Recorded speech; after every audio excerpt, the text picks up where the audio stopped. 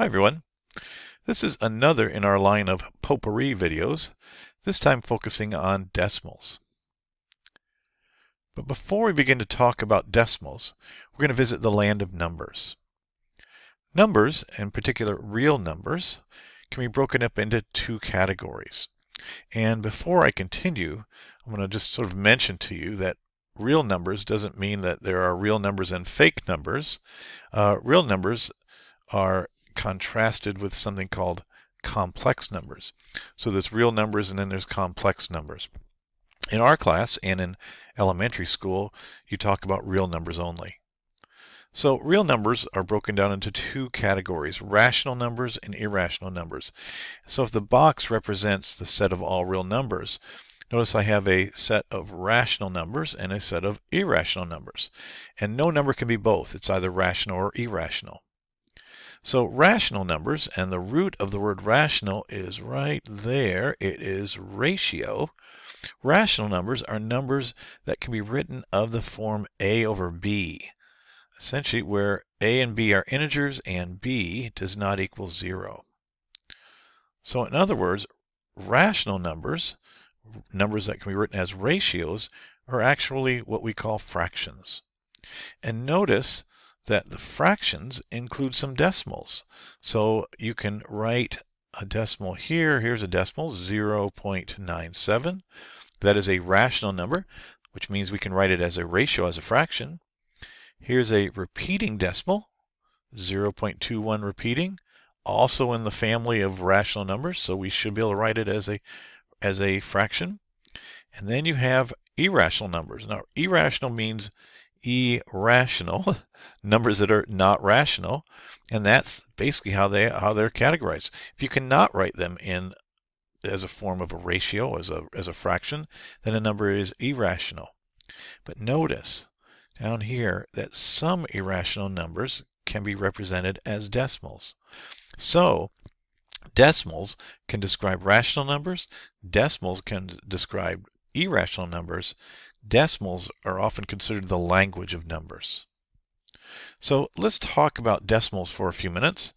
And decimals, and just again to review, we talked earlier in our class about the place value system and our base 10 system.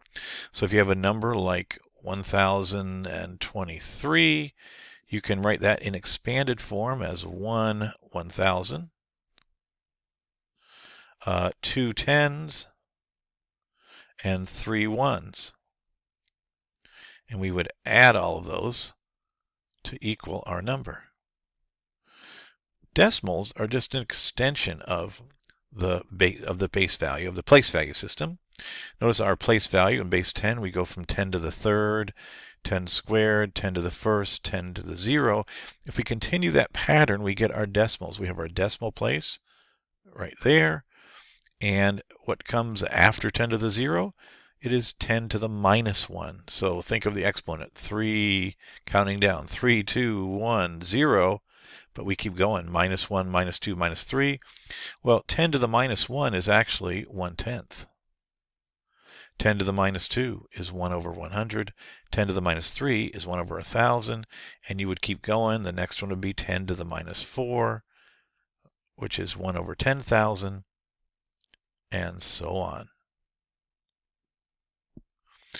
So with that system, we can start to write decimals, numbers, in expanded form.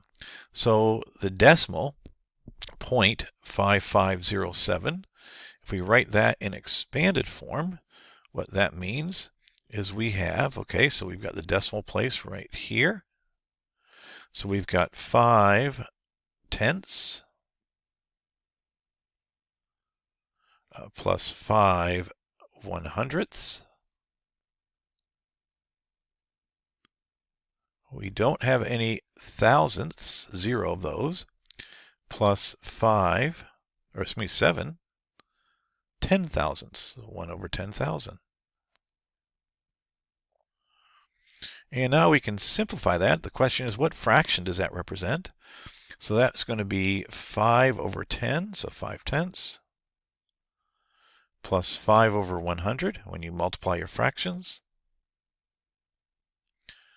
plus 7, I don't know why I keep saying 5, over 10,000. And as we did in our last unit, okay, we've got to add these fractions, but they need a common denominator.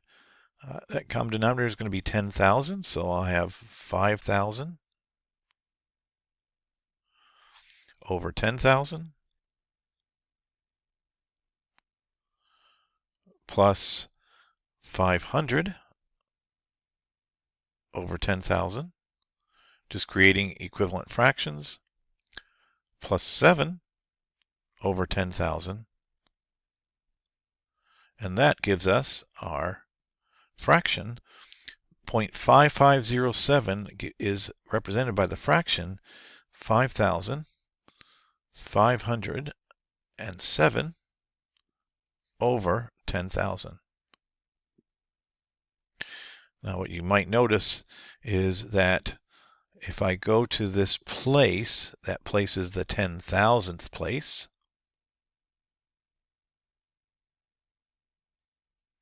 So 0.5507 ends at the 10,000th is 5,507 over 10,000. Okay, let's do one more of these, this time with a mixed number, so we have a whole number in here. So let's see, I'll bring out my pen. And so we've got a unit, plus 2/10 or 2/10, plus 1 over 100, 1/100th, plus 6 over 1,000 in expanded form. Now again we need a common denominator. That common denominator is going to be 1,000, so 1 is 1,000 over 1,000, plus 200 over 1,000 when I create that equivalent fraction, plus 10 over 1,000, plus 6 over 1,000. And when I add those fractions, I get 1,216 thousandths. So let's see if we can go back in the other direction. If I give you the number 0.3 or 3123, 3,126 over 10,000, what I can do with that is I can actually write the top in expanded form and then break it up. So that's 3,000 over 10,000 plus 100 over 10,000 plus 20 over 10,000 plus 6 over 10,000. And now I'll simplify. 3,000 over 10,000 is 3/10.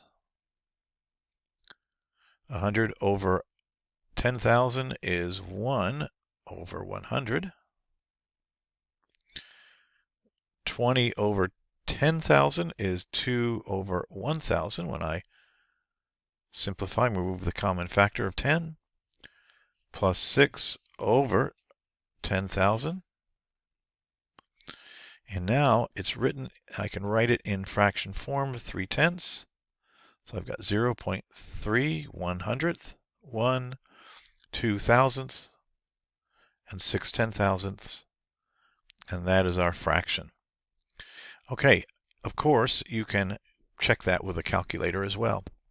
But this is how you would expand that fraction and go from the fraction to the decimal. One last comment, one last bit of potpourri about decimals, and that is that there are actually 3 categories of decimals. You already saw that perhaps on the first slide, but we're going to talk about these more in our next few videos. But the types of categories, sort of types of decimals, terminating decimals. So a terminating means it ends. 0.21, all right? 0.3052. Even mixed numbers, 1.26. They terminate, so they're terminating decimals. Repeating but non-terminating decimals will be numbers like 0.21 repeating, so with a line over top, which actually equals 0.212121, on and on and on. You can have a mixed repeating number, 1.02 with a 2 repeating. So that would be 1.0222, on and on and on. Together, these two categories here are actually rational numbers. Non-repeating, non-terminating decimals, and obviously you can't write them all out. They don't terminate, they go on forever, and they never repeat, so there's no pattern that we can identify. Non-repeating, non-terminating decimals, they represent irrational numbers.